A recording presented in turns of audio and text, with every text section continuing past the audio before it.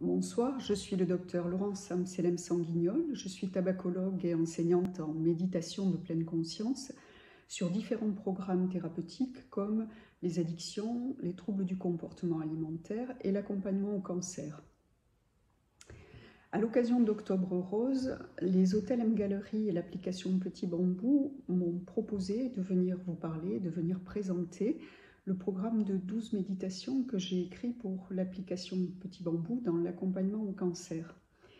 Alors si vous voulez bien, tout d'abord on va faire un état des lieux de ce qu'est le cancer du sein en France.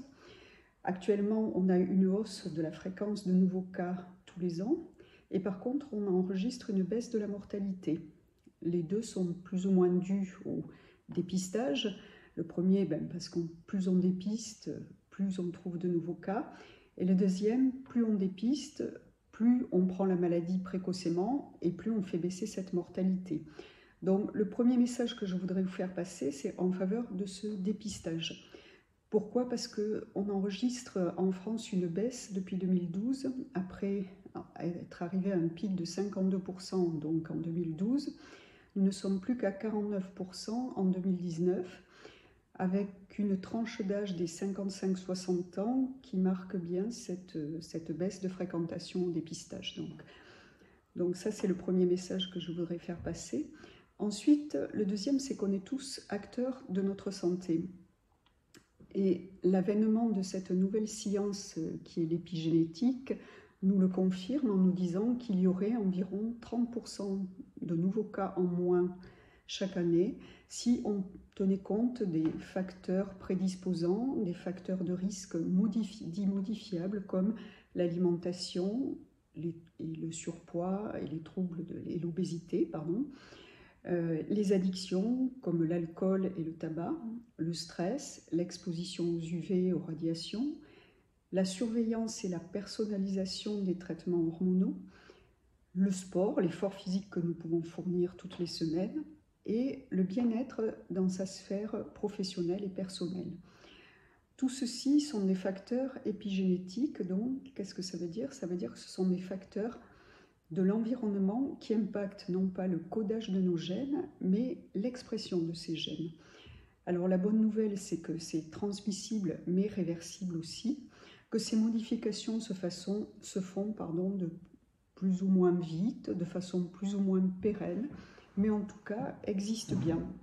Alors je vous parle de ça parce qu'il y a eu une étude intéressante en 2019 qui nous montrait que en prenant un groupe d'experts méditants, c'est-à-dire des gens qui méditent depuis au moins 3 ans à raison d'une demi-heure par jour, et un groupe témoin de non-méditants, les premiers, on les soumettait à 8 heures de pleine conscience sur une journée, les experts méditants, et les autres, donc, à des loisirs.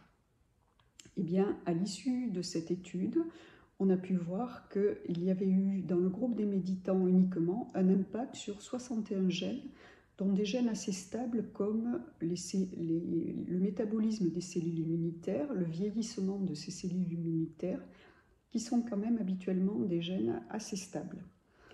Donc vous voyez comme la pleine conscience peut apparemment avoir un effet sur l'expression de nos gènes sur une très courte période en fait, puisque là il s'agissait de 8 heures de méditation.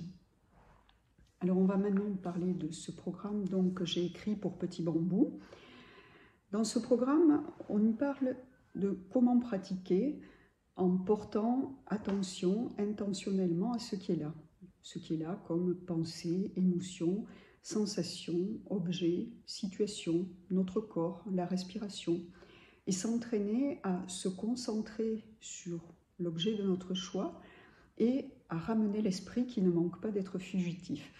Donc ce va-et-vient entre la concentration et l'esprit qui s'enfuit, c'est le premier travail en méditation. Ensuite, pourquoi on médite?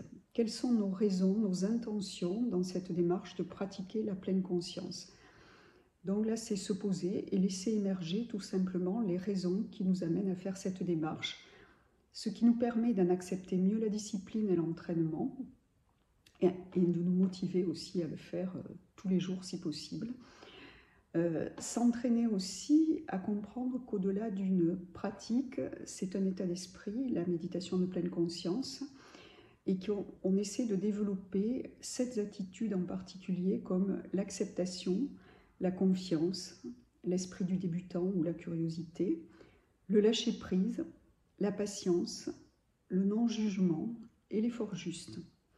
Donc il y a 2 façons de méditer, vous l'avez compris, la façon formelle, la pratique que l'on connaît, s'asseoir sur un coussin et méditer. Et ensuite, il y a la façon informelle, c'est se doucher en pleine conscience, manger en pleine conscience par exemple, en se concentrant bien sur l'activité qu'on est en train de faire. Ce qui crée une cohérence finalement entre l'entraînement et l'état d'esprit. Ensuite, nous parlons dans ces méditations d'observer les pensées comme des pensées et non pas comme des faits. Les pensées ne sont pas quelque chose de factuel, ce sont juste des productions de notre esprit.